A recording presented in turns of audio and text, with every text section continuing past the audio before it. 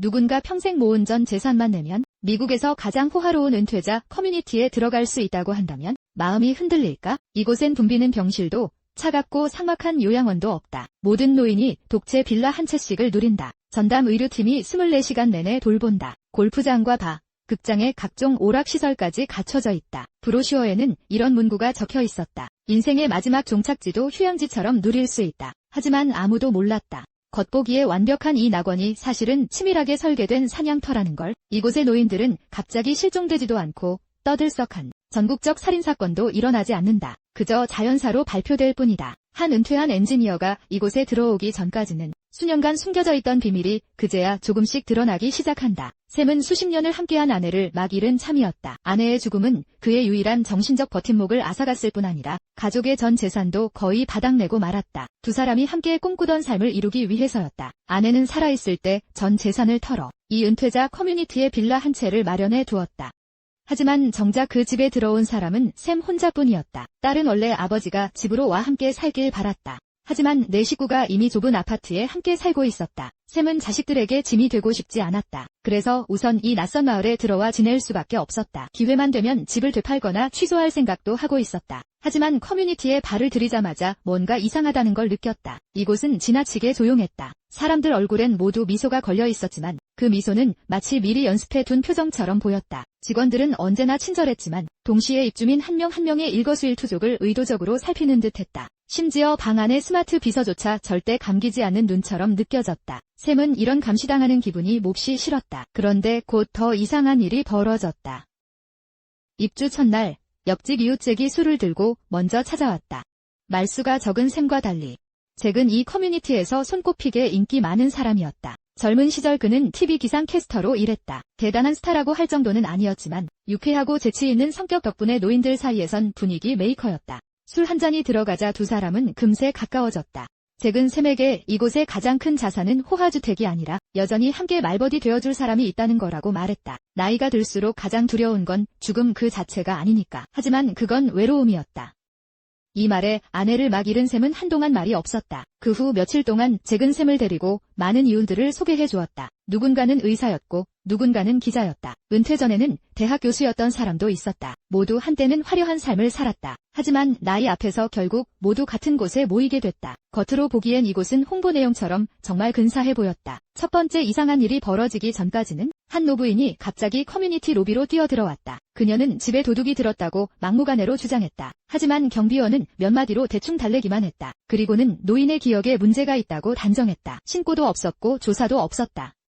그렇게 모든 일은 흐지부지 끝났다. 샘도 이상하다고 느꼈지만 그 이상 깊이 생각하진 않았다. 아무래도 이런 양로 커뮤니티에서는 노인들이 물건을 어디에 뒀는지 헷갈리는 일은 흔하니까. 하지만 진짜 의심이 시작된 건 바로 그날 밤이었다. 잠들어 있던 샘은 거친 문 두드리는 소리에 잠에서 깼다. 문을 여는 순간 낯선 노인이 흉기를 휘두르며 갑자기 달려들었다. 그 노인의 표정은 흉악하게 일그러져 있었다. 입으로는 아무도 알아듣지 못할 말을 계속 되뇌고 있었다. 마치 미친 사람처럼 샘을 공격했다. 두 사람은 뒤엉켜 몸싸움을 벌였다. 의료진이 제때 달려온 뒤에야 그 노인은 겨우 제압됐다. 직원들은 그 노인이 중증 치매를 앓고 있으며 센터 요양구역에 머무는 입주자라고 설명했다. 그리고 샘이 너무 개의치 않길 바란다고 했다. 하지만 샘은 그 노인이 평범한 치매 환자처럼 보이지 않는다는 걸 느꼈다. 끌려가면서도 그 노인은 끝까지 샘을 노려보고 있었다. 그러면서 계속 같은 말을 되풀이했다. 벽 속에 뭔가가 있다고. 미친 사람의 말을 귀담아 듣는 이는 아무도 없었다. 하지만 샘은 달랐다.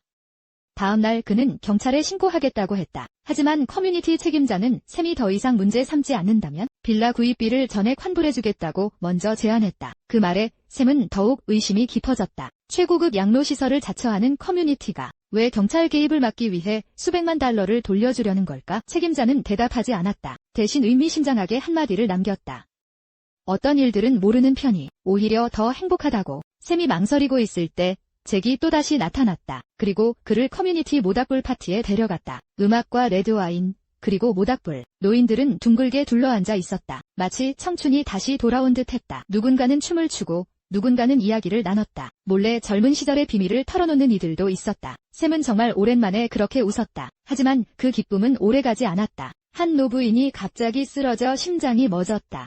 현장은 순식간에 아수라장이 됐다. 모두가 필사적으로 응급처치에 매달렸다. 하지만 이 광경은 샘의 가슴을 깊이 후벼 팠다. 몇 달 전 그의 아내도 바로 이런 식으로 그의 품에 쓰러진 채 다시는 눈을 뜨지 못했다. 샘은 홀로 사람들 틈을 빠져나왔다. 잭도 말없이 뒤따라 나왔다. 잭은 이 나이가 되면 누구도 죽음을 피할 수 없다고 말했다.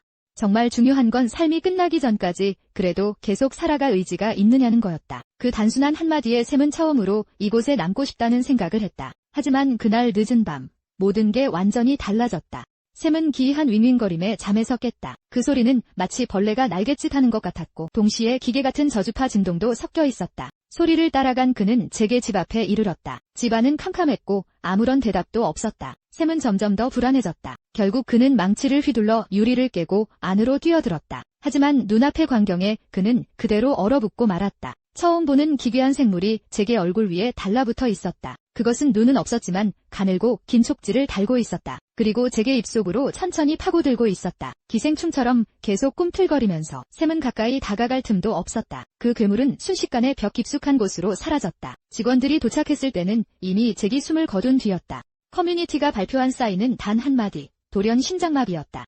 괴물도 없었고 침입자도 없었으며 조사조차 이뤄지지 않았다. 경찰 역시 샘이 노쇠로 환각을 본 것이라 단정했다. 사람들은 모두 그가 정신적으로 이상해졌다고 여겼다. 하지만 샘은 자신이 결코 잘못 본 게 아니라는 걸 알았다. 잭은 병으로 죽은 게 아니었다. 무언가에게 산채로 잡아먹힌 것이었다. 모두가 이 일을 잊으려 하던 바로 그때 샘은 문득 그 미친 노인의 경고를 떠올렸다. 벽 안에 뭔가가 있다는 말. 그가 말한 건 애초에 부엉이가 아니었을지도 몰랐다. 진짜는 벽 속에 숨어있던 포식자였던 것이다. 그래서 그는 직접 진실을 파헤치기로 결심했다. 잭이 죽은 뒤에도 커뮤니티는 여전히 평온했다. 마치 어제 아무 일도 없었던 것처럼. 누군가는 평소처럼 아침 조깅을 했고 누군가는 느긋하게 골프를 쳤다. 직원들 역시 여전히 미소를 띤 채 노인들의 아침 식사를 준비했다. 오직 샘만이 이 평온이 겉뿐인 위장이라는 걸 알고 있었다. 자신이 미친 게 아니라는 걸 증명하기 위해 그는 몰래 잭의 집으로 돌아갔다. 그리고 벽구석에서 푸른빛 혈흔이 조금 남아있는 것을 찾아냈다. 그건 인간의 피가 아니었다. 희미한 형광을 띠는 정체불명의 물질이었다. 은퇴한 의사 원리는 실험 끝에 충격적인 사실을 알아냈다. 이 혈액은 지구 생명체와는 완전히 다른 구조를 지니고 있었다. 심지어 TV와 특이한 전작이 반응까지 일으켰다. 즉, 잭을 죽인 것은 애초에 인간이 아니었던 것이다. 한편 그 무렵 이 커뮤니티의 또 다른 주민이자 기자 출신인 주디 역시 뭔가 이상하다고 느끼기 시작했다. 분명 숨겨진 내막이 있었다. 그녀는 직원들이 늘 죽음의 진실을 의도적으로 감추고 있다는 걸 알아냈다. 그리고 치매에 걸렸다고 알려진 노인들은 하나같이 같은 말을 했다고 한다. 벽 안에 뭔가가 있다고? 새 노인은 곧바로 뜻을 모았다. 그렇게 아무도 예상 못한 조사팀이 꾸려졌다. 조사가 깊어질수록 그들은 이 실버타운의 거의 모든 빌라 주방에 비밀 통로가 숨겨져 있다는 사실을 발견했다. 그 통로들은 서로 연결돼 개미굴처럼 지하 전체로 뻗어 있었다. 덕분에 누구의 눈치도 채지 않고 모든 집으로 드나들 수 있었다. 즉, 매일 밤이면 그 괴물들이 모든 집을 제 집처럼 드나들 수 있다는 뜻이었다. 그런데도 노인들은 그 사실을 전혀 눈치채지 못했다. 정말 무서운 건 놈들이 사람을 바로 죽이지 않는다는 점이었다. 놈들은 노인들이 깊이 잠든 사이 입을 통해 뇌척수액을 조금씩 빨아들일 뿐이었다. 한 번에 가져가는 양은 극소량이라 치명적이지는 않았다. 하지만 그 탓에 노인들은 점차 환각과 건망증, 감정 조절 이상을 보이게 됐다. 그리고 끝내 알츠하이머 진단을 받게 된다. 이른바 자연스러운 노화나 노인성 치매라는 것도 실은 괴물들이 오랫동안 먹이를 취한 결과에 불과했다. 그리고 이 실버타운은 그 모든 일에 의학이라는 외피를 씌워왔다. 세 사람이 계속 진상을 쫓으려던 그때 더욱 충격적인 비밀이 수면 위로 드러났다. 커뮤니티 책임자 브라이언은 수십 년 전부터 이미 이곳에 있었다. 오래된 사진 속 그녀는 지금과 거의 똑같았다. 세월의 흔적은 전혀 없었다. 게다가 경비 책임자 행크의 신원 자료에는 그가 수십 년 전 화재로 이미 사망했다고 적혀 있었다. 죽은 사람은 살아있고 늙어야 할 사람은 늙지 않는다. 답은 하나뿐이었다. 이곳에는 사람을 늙지 않게 만드는 무언가가 숨겨져 있었다. 진실을 밝히기 위해 세 사람은 지하 가장 깊은 곳으로 숨어들었다. 그리고 마침내 이 실버타운의 진짜 핵심을 목격했다. 그곳은 거대한 지하 둥지였다. 기괴한 모습을 한 작은 괴물 수십 마리가 우리에 갇혀 있었다. 놈들은 매일 지하 통로를 통해 노인들의 집으로 들어가 뇌척수액을 채취했다. 그리고 그 액체를 가져와 동굴 깊숙한 곳에 거대한 모체에게 먹이고 있었다. 모체가 뇌척수액을 흡수하면 몸에서 황금빛 액체를 분비한다. 브라이언 부부와 핵심 직원들은 바로 이 액체에 의지해 수십 년 동안 젊음을 유지해왔다. 이른바 은퇴자 공동체는 애초에 노인을 돌보는 곳이 아니었다. 겉만 요양시설일 뿐 실상은 인간 목장이었다. 노인들은 평생 모은 돈으로 입주 자격을 샀고 결국 괴물의 먹이가 되고 말았다. 그들이 돈을 주고 산 건 평온한 노후가 아니라 자신의 죽음이었다.